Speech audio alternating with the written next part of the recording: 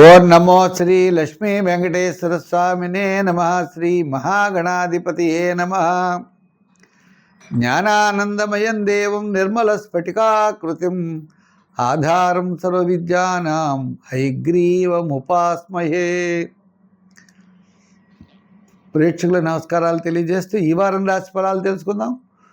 మే 3 నుంచి మే 9 వరకు ఉన్నటువంటి గ్రహాల యొక్క పరిస్థితి ఎలా ఉన్నది, ఈ గ్రహాల యొక్క ఫలితాలు మనకి ఏ విధంగా ఉంటాయి అనేటువంటి విషయాన్ని తెలుసుకుంటూ మనం అంటే మేష రాశిలో రవి బుధులు ఉన్నారు, శుక్రుడేమో వృషభ రాశిలో, మిథున రాశిలో గురుడు, ఇంకా తుల వృశ్చిక ధనుర్రాశుల్లో చంద్రుడు, శని మీనరాశిలో, కుజుడు కూడా మీనరాశిలో, రాహు కుంభరాశిలో ఈ గ్రహాల యొక్క సంచారం ఈ వారం ఇలా ఉన్నది. దానికి అనుగుణంగా మనం ఏ ఫలితాలు ఎప్పుడు ఉంటాయి, ఎలా ఉంటాయి అనేటువంటి విషయాన్ని తెలుసుకుందాం. ఈ వారం రాశి ఫలాలు ఎలా ఉంటాయి అని చెప్పి ఆ రాశి ఫలాల గురించి తెలుసుకుందాం. మేషరాశి. ఈ మేషరాశి వారికి రాశిలో రవి కుజుడు ఉన్నారు, ద్వితీయంలో శుక్రుడు ఉన్నాడు. విందులు వినోదాల్లో పాల్గొంటారు, సోపుణ్య కార్యక్రమాల్లో పాల్గొంటారు, ఆధ్యాత్మికమైన చింతన పెరుగుతుంది, భక్తుల యొక్క సహాయ సహకారాలు మీకు లభిస్తాయి.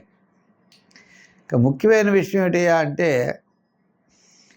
చంద్రుడు సప్తమ అష్టమ నవమ స్థాన సంచారం వల్ల వార ప్రారంభంలో కార్యజయం, ధనలాభం, బంధుమిత్రుల యొక్క సమాగమం. మీరు నూతనమైనటువంటి ప్రయత్నాల కోసం ప్రయత్నం చేస్తూ ఉంటారు, తప్పకుండా సక్సెస్ అవుతారు, తప్పకుండా సక్సెస్ అయ్యేటువంటి అవకాశాలు ఉంటాయి. దానికోసం ఇతరుల యొక్క సహాయ సహకారాలు మీకు అందిస్తారు. నూతనమైన ప్రయత్నాలు చేయాలి అనే తపన, ఆలోచన మీరు బయలుదేరుతాయి.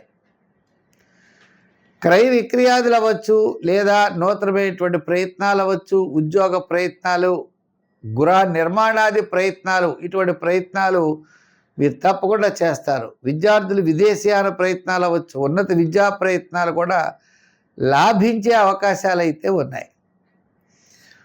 వారు మధ్యలో ఆరోగ్య సూత్రాలను పాటించండి. వారాంతం కూడా అన్నింటి విజయం తప్పనిసరిగా సాధిస్తారు.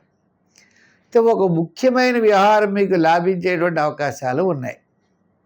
దూరం నుండి శుభవార్తలు అందుతాయి, సోపుణ్య కార్యక్రమాల్లో పాల్గొంటారు, ఆధ్యాత్మికమైన చింతన పెరుగుతుంది, పుణ్యక్షేత్రాలని దర్శిస్తారు, మీ మనోవికాసం చాలా ఉత్సాహంగా ముందుకెళ్ళేటువంటి పరిస్థితులు ఉన్నాయి.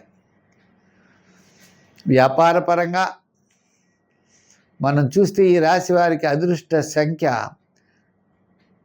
మరి 4, 7, 9 సంఖ్యలు బాగుంటాయి. ఎరుపు రంగు బాగుంటుంది. ఆరాధనలో సూర్య ఆరాధన చేయండి. గోధుమ పిండిని తీసుకుని చిన్న చిన్న ఉండలు తీసుకుని ఆ ఉండలు చేసి ప్రవహించే నదిలో ఈ యొక్క గోధుమ పిండి ఉండలు వేయండి. తప్పకుండా ఆత్మస్థైర్యం పెరుగుతుంది. దీంతోపాటు శని భగవానుడికి, శనీశ్వరుడికి కూడా తైలాభిషేకాలు చేయాలి. నవగ్రహ ప్రదక్షిణ చేయండి. అంటే నల్ల నువ్వులు, బెల్లం కలిగిన చిమ్ని ఉండలు తయారు చేసి కాకులకు ఆహారంగా పెట్టండి. ఏదైనా తప్పనిసరిగా ఉద్యోగపరంగా, వ్యవసాయ పరంగా, వృత్తుల పరంగా డెవలప్మెంట్స్ మాత్రం ఖచ్చితంగా కనపడుతున్నాయి. అందరికీ కూడా మంచి అవకాశాలు లభిస్తాయి. వాటి యొక్క ప్రయత్నాలు తప్పనిసరిగా చేయండి, సర్వత్రా విజయాన్ని పొందుతారు.